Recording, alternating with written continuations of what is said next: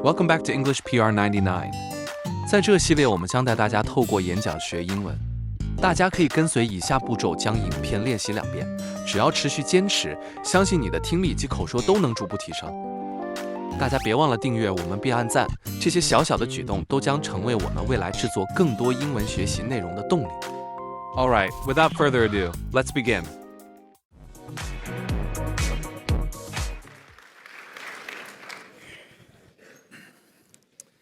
Jensen, welcome to the Hill and Valley Forum. It's great to have you. Thank you very much. It's very nice to be here. You've positioned AI as a new industrial revolution with AI factories at the center of it. Can you explain to us what is an AI factory and why is it important to understand in the 21st century economy? AI. We've been talking a lot about AI over the last several years. It's multifaceted, and I think it's helpful to look at it in this lens. First, of course, AI is a new technology. It's a new technology in the sense that it's built differently than software of the past, and this new software can do things that software of the past could not do. And so it's incredible technology. All the things it can do, all the things that we have to do to keep it safe, all the amazing things that it's going to enable, fantastic. So there's the technology layer. The second layer, which is rather new, in the last technology industry, software production, it was done by humans typing. Now we have a new industry, and this software is produced with machinery. So you need a large supercomputer, you apply electricity to it, and what comes flying out of it are tokens. And these tokens could be reformulated into numbers and words and proteins and images and videos and three-dimensional structures, and you could reformulate these tokens into all kinds of things. We call it intelligence. And so this machinery looks different than the machinery of the past. And I call it an AI factory because it does one thing. Every single day it's producing tokens. And the layer above that is infrastructural. And this is the reason why we now internalize that AI is likely going to be quite an extraordinary industrial revolution in the sense that this new technology is going to enable a new industry that I just mentioned, AI factories, the production of intelligence, but it's going to go back and revolutionize and transform every other industry. And so all of these tokens are going to go into healthcare and education. One of my favorites is education. I use it every day for education. Financial services, engineering. We use AI every day for software programming and supply chain management. It's about to go into manufacturing and so on and so forth. And so when you think about it from these 3 layers, it's very clear this is as transformative, as impactful as electricity was before, and it's going to revolutionize every industry. So it's an industrial revolution. So do you think it's a paradigm shift in modern computing and that every factory that's building physical things in the real world will also be accompanied by an AI factory? Yeah, perfect. Absolutely. Every company that makes things today, so long as they move, so let's say you make lawnmowers, and it could be Caterpillar, and or they build construction machinery. Today it's largely manually manipulated. In the future it'll be autonomous or highly autonomous or semi-autonomous or assisted. And when it becomes autonomous, then it'll be software defined.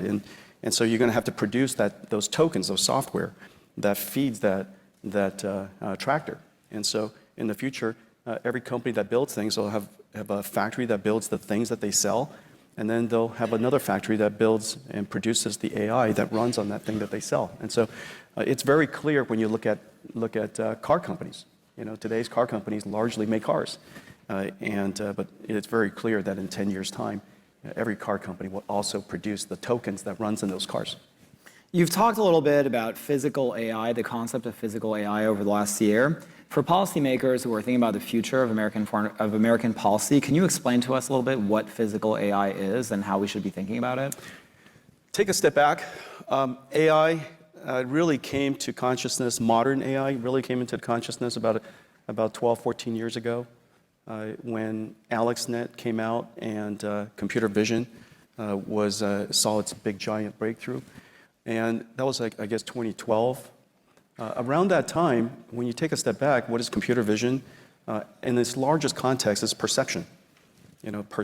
Perceiving the world, whatever modality of information. It could be, of course, images. It could be sounds. It could be vibration. It could be temperature. And we've now developed AI models that understand the meaning of all of that information, and can be quite smart about it. So the first layer, the first wave of AI was perception AI. The second, what everybody started talking about maybe 5 years ago, was generative AI. And generative AI is where the AI model has learned how to understand the meaning of the information, but translate it. So, for example, you could understand English and translate it to French. You could understand English and translate it to images. And so you could prompt it to generate images. So generative AI is essentially a universal translator, if you will. A universal translator that understand the language of humans, language. And so that's the next wave. The wave that we're in now is where you now have AIs that can understand, it can generate, but as you know, intelligence requires us to solve problems and recognize conditions that we've never seen before. And the way we do that is we use reasoning.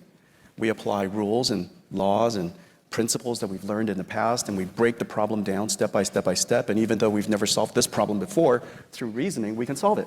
Okay? And so one of the unique capabilities of intelligence. And so we're now in this age called reasoning AI. And reasoning AIs allow you to produce a form of digital robots. We call them agentic AI, agents. It has agency. And so an AI that can understand the task that's been given, it can go off and learn and read, use tools like calculators and web browsers and spreadsheets, and then come back and does something for you. And it could be something related to supply chain, so it accesses SAP. It could be something related to HR, access Workday. And so these agentic AIs are essentially robots, but they're digital workforce robots. And so in the future, we're going to be the generation of CEOs that are going to manage biological workforce as well as digital workforce, and HR department for the biological workforce, and our IT department are going to become the HR of agentic AI, right? And so we have this. This is kind of the phase we're in today. Well, the next wave, and this is where the largest industries of the world are going to benefit. The next wave requires us to understand things like the laws of physics, friction, inertia, cause and effect, the fact that I tip that thing over, it's going to fall. When I set the bottle down, it's not going to go through the table. And so all of these common sense, physical reasoning abilities that children have, that our pets have, most AIs don't have. I roll a ball over the kitchen counter, and it goes up over the top, and it disappears. Well, the AI thinks it's disappeared, but your dog knows it's on the other side. It understands this concept called object permanence, and it didn't go into another metaverse, and so it runs around the table and gets it. And a robot needs to learn that if you want to go from this side of the table to that side of the table, you can't go through the table. You're going to have to reason about how to go around the table.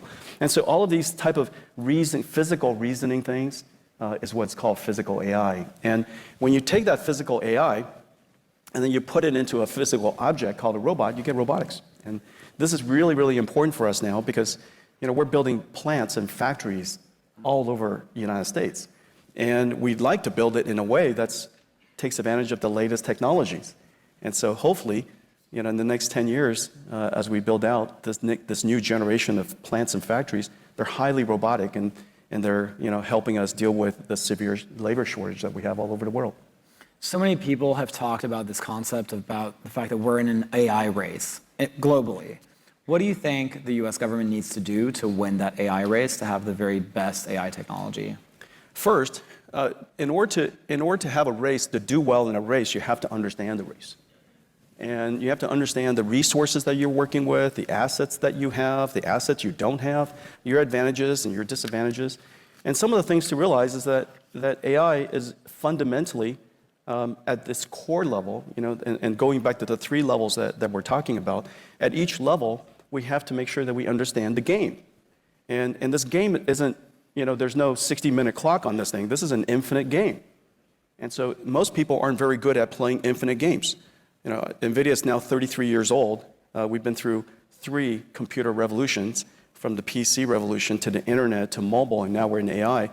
And so you have to, in order to thrive across all of these different changes in the environment, you have to understand how to play games. And so the things that I just described, understanding the game, understanding the assets you have, really important. At the first layer, at the technology layer, the most important thing to understand is the intellectual capital. And remember, 50% of the world's AI researchers are Chinese. First, just take a step back and recognize that. That important factor has to play into how we think about the game. The next is AI factories. In order to do well there, you need to have energy.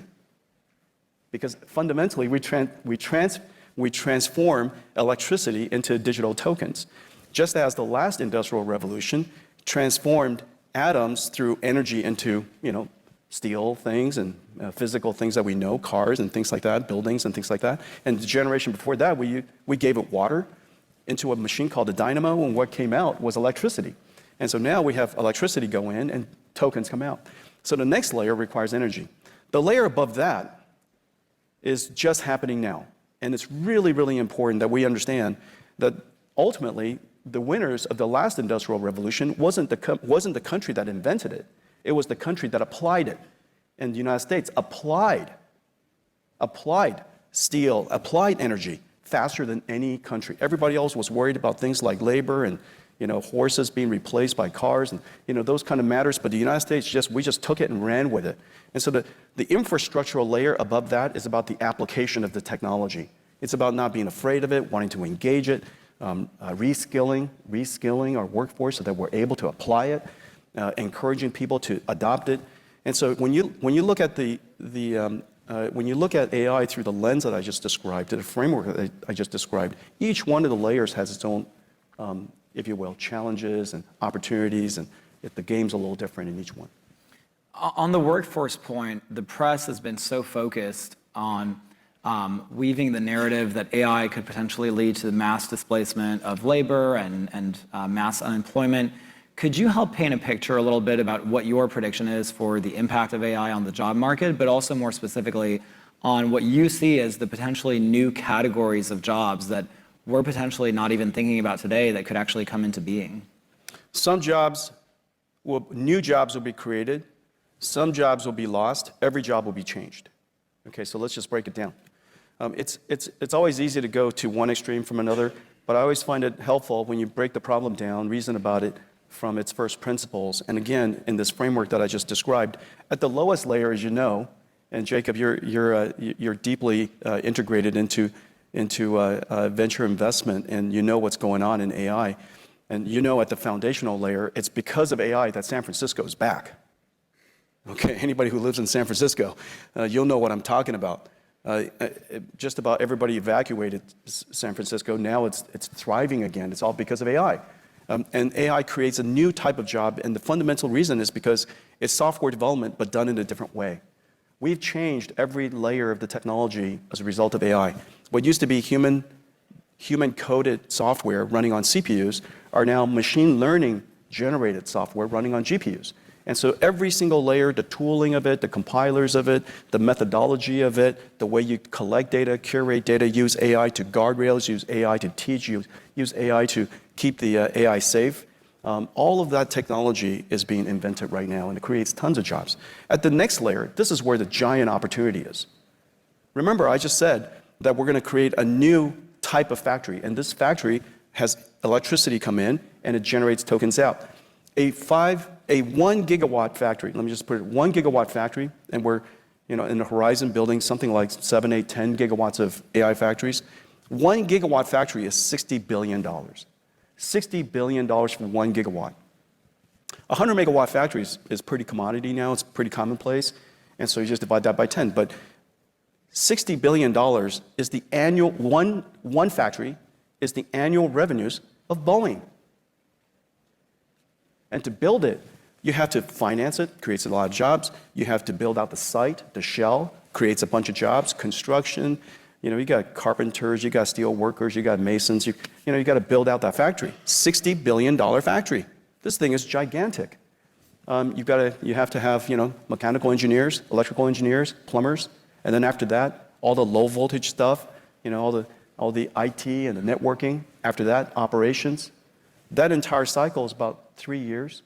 A whole bunch of new trade jobs have to be created. These trade jobs, in the last computer industry, the last computing platform shift, the number one the number one critical path for most companies' growth is software engineers. This next layer, AI factories, the number one is going to be trades, the trade craft. And I think this is terrific. Our country needs to acknowledge that tradecraft is respectable work, and it's critical work, and it's necessary to build our country. And so we want to encourage tradecraft. Electricians, plumbers, carpenters, steel workers, the whole span of it. We're going to need a whole bunch. And then now, above that is when we can start talking about how are these AI agents going to change the work of doctors or financial service professionals or customer care. Or in our company, just as a starting point, every single software engineer is now assisted by AI assistants. And the amount of code that we check into the company is incredible. As a result, our productivity has shot up through the roof, and we're hiring more people because it enabled us to create more things that the world desires. It increases our revenues and increases our ability to hire. And so I think that that layer above really wants to engage AI as early as you can. Remember, it's not AI that's going to take your job. It's not AI that's going to, destroy your company. It's the company and the person who uses AI that's going to take your job. And so that's something to internalize. There's been such a huge amount of focus lately on bringing manufacturing back.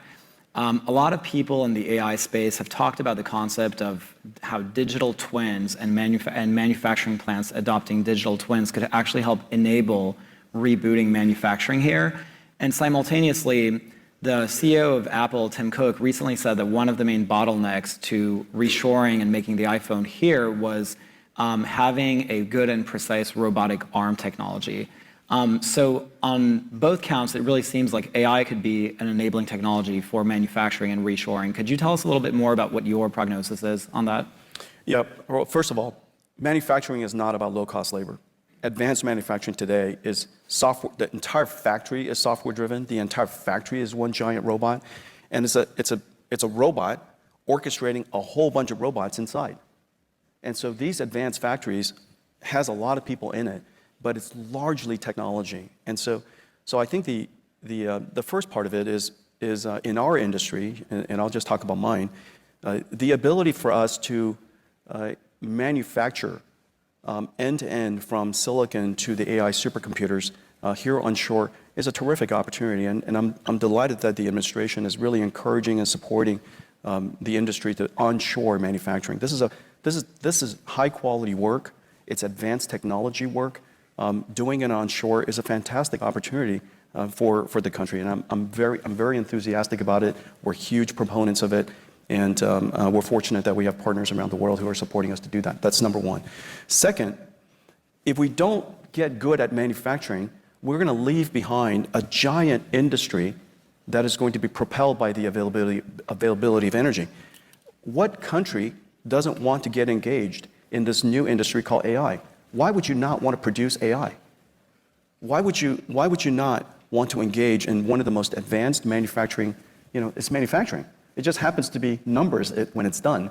And just like it was electrons at the last industrial revolution, most people couldn't understand that you could create this thing through a machinery called dynamo. Now we call it, NVIDIA AI supercomputers. But back then, a dynamo, what came out of it was invisible. It's electricity. Don't touch it, but it's electricity. It's electrons. And now, it's a new form of electrons. It's numbers. And so, of course, we want to engage in this new industry. And in order to do that, we have to have manufacturing onshore. Now, the thing that is absolutely the case, because manufacturing is so technology intensive, we should do it in a digital twin first. We should do it in virtual reality first. NVIDIA designs the most complex systems in the world. Each one of our generation R&D, call it $20 billion, maybe more now, but call it $20 billion of R&D just to produce a family of chips.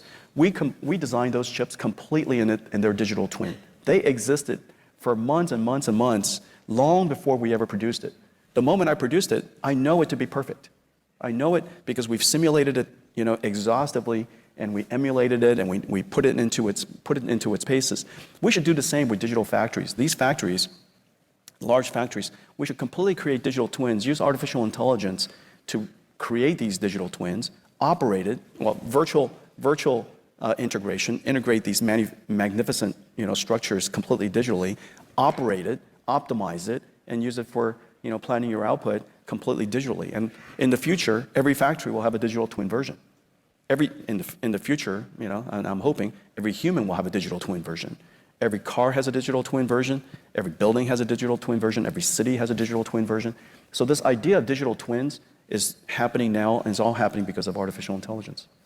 Jensen, my last question for you is, what is your expectation on the timeline by which we live in a world where AI-enabled robots become a ubiquitous part of everyday human life? First of all, a self-driving car is a robot. Now, it's taken us about 10 years. And now Waymo is, in cities all around the nation and is doing fantastically. And it's terrific to see the Waymos driving around in San Francisco and other cities. It took about 10 years. Robots will take less time. And the reason for that is because we can constrain the environments where the robots operate. And so the robots don't have to be as general purpose as a car. Once you're in San Francisco, you got to work in every street and every single condition. And so in the case of a robot, we could be a lot more constrained. From the moment that something is prototypable, fairly functional, to the time that it becomes high volume product, call it 5 years. And so we have quite high functioning robots today. And so in some 5 years' time, we're going to see, robots get pumped out of these factories. And every car company who makes cars today will be very good at building robots. They just have to get good at the software part of it, the AI part of it, but that technology is really, fairly available. Jensen, thank you so much for joining us. Yeah, thank you, everybody.